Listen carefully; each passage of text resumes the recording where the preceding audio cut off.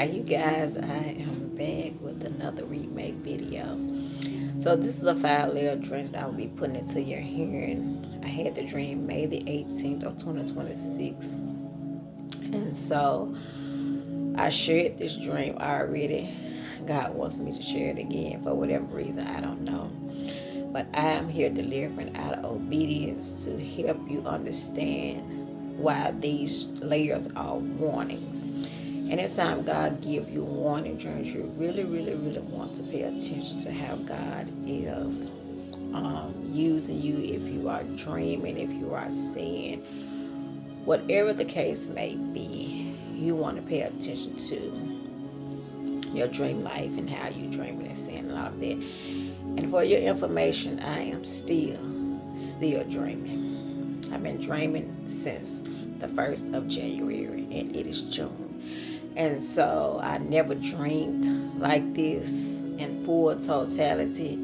The summertime, yes, but my dream life is just ongoing. So anytime God is constantly showing you dreams, somebody's doing something snakish, somebody's doing something they don't have any business, or something is getting ready to take place in this world, and He's warning you before it happens.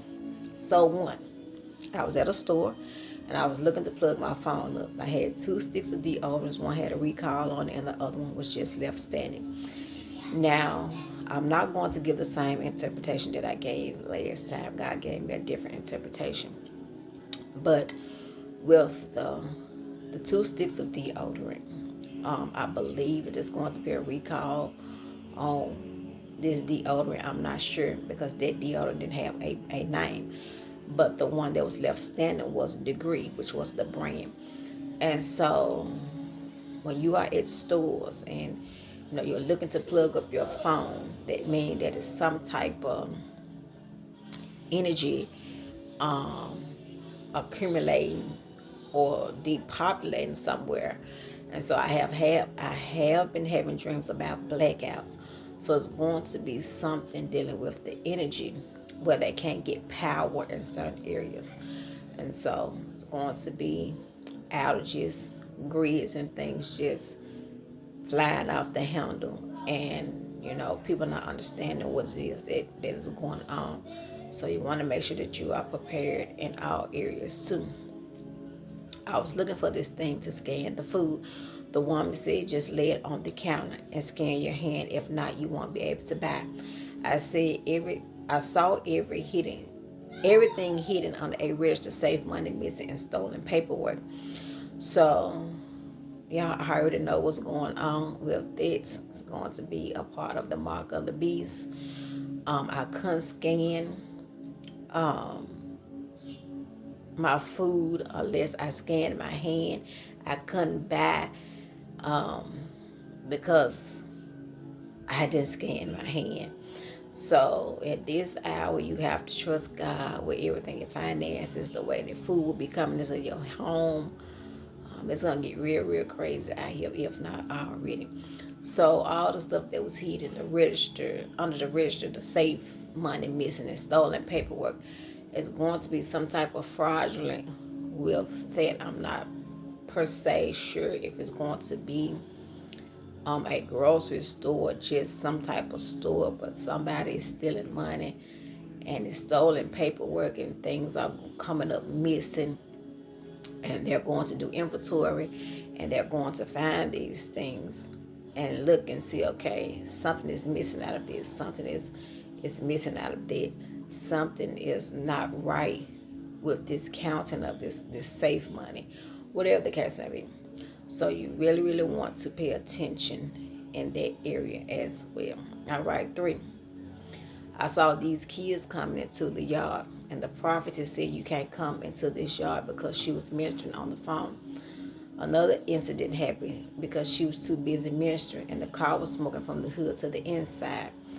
Now, this interpretation still stayed the same. This prophetess was too busy ministering and trying to tell those children not to come in their yard.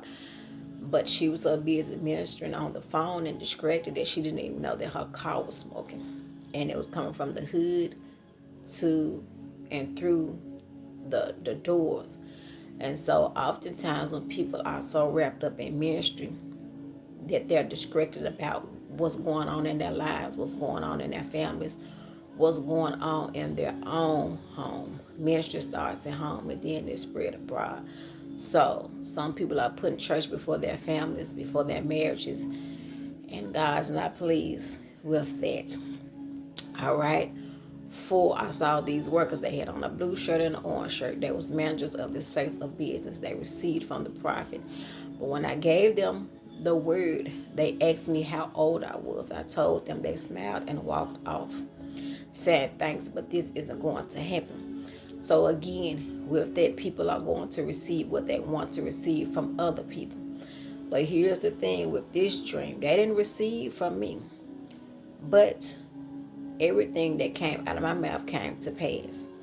And so, oftentimes, when people choose and pick who they want to receive from, there's nothing you can do about it but give them the word. Point blank, period. There's nothing that you can say. All you can do is obey God and give them the word or give them what it is that God has told them, whether they believe is going to come to pass or not. The blood will not be on my hands. All right, the last one. Looking outside of the garage window, and all of this garbage was constantly piling up. I went outside, pushing through the trash. I saw four men that was Muslims putting black bags over a car. The dream switched back to the kids. A little boy was getting some plastic out of the car that was smoking. The world was upside down with different religion. Now, this interpretation stays the same as well.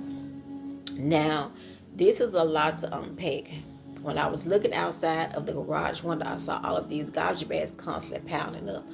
So that means that a lot of trash is going to be piling up in certain areas and certain proximities.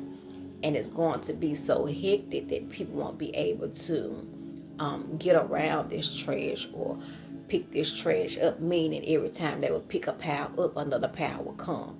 And so if you look at this in the spiritual realm, a lot of people are piling up things or trash per se in the spiritual realm. And their spirit is becoming like a garbage dump where people are dumping stuff on them or talking about certain things. And it's allowing them to constantly pile up with anger, bitter, malice, all of this stuff flowing in their heart and spirit because they don't like what they're feeling. They don't like what they're going through. And so anytime that you let trash pile up, it stinks really, really bad. Depends on what it is in that trash. So when you dumping the trash naturally or spiritually, you're looking for a pure place and you're looking for a clean place. So you won't feel dirty or you won't feel smelly or you won't see this stench, whatever the case may be, to help you understand where you are. Now the four men that was Muslims, they was putting black bags over a car. So Muslims doesn't believe in God. It's a lot to unpack with that, but they was putting black bags over cars. So that means that they didn't want these cars to be visible to other people's eyesight. Maybe they were the ones walking everywhere and they didn't want people to see their vehicles, or they want people to believe that, oh, your vehicle is stolen or your vehicle is no longer in your yard. But they was putting black bags over all of these cars for whatever point that they was trying to prove. They was walking around messing with people's cars. And so I thought about criminal acts. People will be doing a lot of breaking into cars and stuff like that.